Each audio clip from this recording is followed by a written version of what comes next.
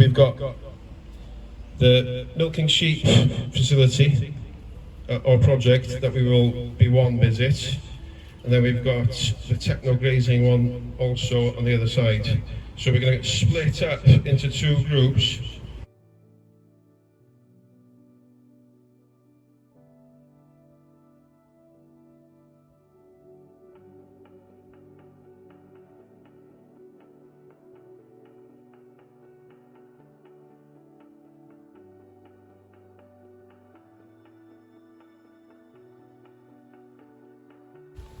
We're perfectly placed in Wales. The marketplace, we've done a lot of research in the last over the last 3 years to identify one of the best markets. So this project isn't just about farming, it's a complete supply chain project, because you can't have one without the other. You have to consult with the consumer, you've got to consult with the processor, and that's where it starts. Have we got the demand, and then how can we align that production with demand? And that's what this is all about, really, is bringing all those factors together. A flock of 300 ewes is viable. We're talking about milk sales of 400 to 500 quid per ewe is what we're looking at. And, 350, 400 litres per ewe. So it's not the top end where they're barn fed on 1,000 litres, but it's a sustainable medium where you can produce milk efficiently from grass, have a ewe which looks after herself and is able to be resilient and efficient, really. That's what we're looking to do. So the project values, you can see behind the board, is to establish a Welsh dairy sheep sector, which is resilient, and then to produce high value products, as I described, really. Initially, we'll look at premium cheeses, and then the goal is to build to powder products, really. And there are powder processors in the UK exporting powder, infant formula powder to like China. And okay, we're not at that scale yet, but that is the ambition for Wales, really. So the market's a large market. It's about 23 billion retail. All dairy markets are growing 2.5–3%. And certainly with the change in people's tastes, there's much more diversity in that liquid market milk now, if you call it all milk, because you've got some plant-based products in there as well, really. So there's a growing room for alternative milks, and sheep's milk is very much part of that. And probably without knowing, all of you have actually been eating sheep's milk cheese here in Wales. So halloumi, feta, pecorino, manchego, all sheep-based products, really. So we're all familiar with them, even though we don't know it. And an opportunity here in Wales is to produce high-quality milk from pasture with all the things that people find, attractive about Wales, our green pastures and the way we farm, and using that to add value to the supply chain. So we've got a really unique product which we can sell on behalf of Wales. As part of the whole project, so Glynllifon is there for the sheep milk. Wales project is the sheep milk technology transfer centre, and this is what we want to develop here over the next few years. So as farmers go into this sector, all the questions that you want to ask will begin to start answering here over the next few years. That's the goal, really.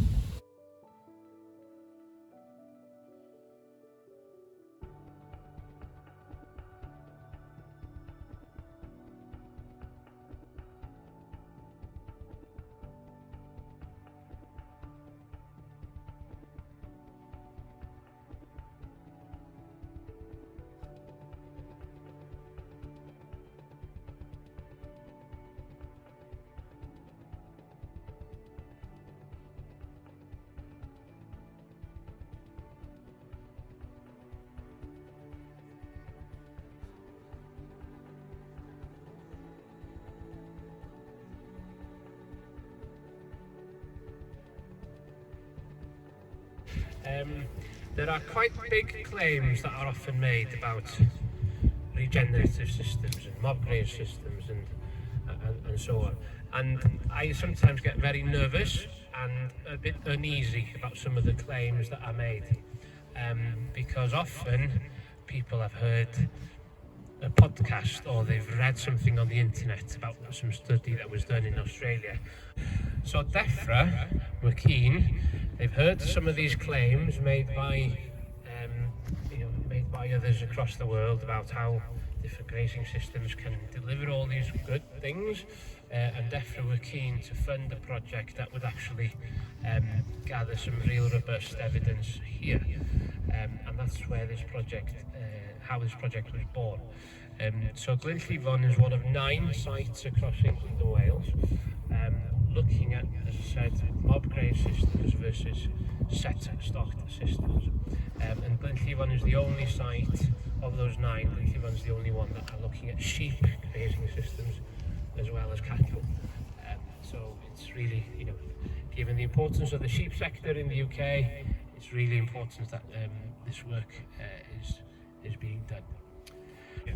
So essentially what we're doing is doing a trial, quite a comprehensive trial, probably the biggest that's been done in the UK, looking at the impacts of 2 very different grazing systems on a whole manner of different things. We look at livestock performance, so growth rates, days to slaughter, final carcass weights of lambs and so on. We look at the pasture, of course we do. So we look at how much pasture is grown under the different systems, and we look at the quality of the pasture grown under the different systems. So we're looking at soil carbon. Is there a difference in soil carbon between the 2 different grazing systems? We are looking at compaction. So we're actually measuring the amount of nitrate in the soil. And we're also measuring the amount of nitrous oxide gas, which is the most, from an agricultural perspective, is way more powerful than methane. Okay. We're looking at animal welfare. Okay, if you think about the summer of last year, if we've got a mob graze systems where animals are in the middle of a field with no shade at all, it could be leading to issues with heat stress and so on. We're looking at lameness, we're looking at worm burdens, we're looking at animal behaviour. So it's a very, very long list, and the idea is that at the end of this we can provide some good robust evidence, and then farmers can actually make a decision based on the system that's been trialled, that is a system that is similar maybe to your farm back home as opposed to a farm 12,000 miles away. The term mob grazing, it means very different things to different people. So for some, mob grazing is when animals go into covers of grass that are very, very high, and the idea is that animals graze a third, they trample a third, and they leave a third. That's not the mob grazing system that we have here at Glynllifon, where the grass is grazed when it's much shorter and the animals are rotated much more quickly than a typical very, very long rest period that you see in this sometimes called tall grass grazing systems. So on our mob system then, we operate a rotational system, so cattle are moved every day. So each of these cells here, we will divide up into 3 with a single strand of fencing, and we'll move them every day. And in terms of the sheep, we move every 3 days, so moving from here to here every 3 or 4 days. When we get to periods where stocking rates decline or grass growth gets really high, we can subdivide these with 3 strands of electric wire, as you'll see there when we look at those animals. Our targets for our pre-grazing are kind of 2,800, 3,000, pushing up to maybe 3,200 in the cattle. When grass kind of gets ahead of us, sheep will try and keep it slightly lower and try and get graze outs to about 1,500.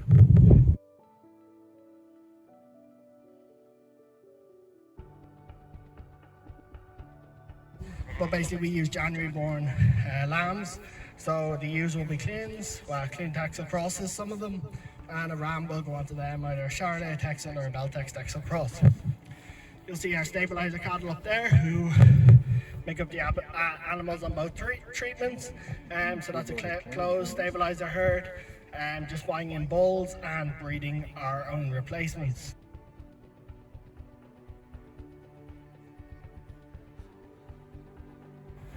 So in terms of average daily gain, we've seen no statistical difference between treatments. So we've seen our pre-weaning sheep operating around 360 grams a day, dropping to 250 in our post-weaning sheep. So that has been similar between both treatments.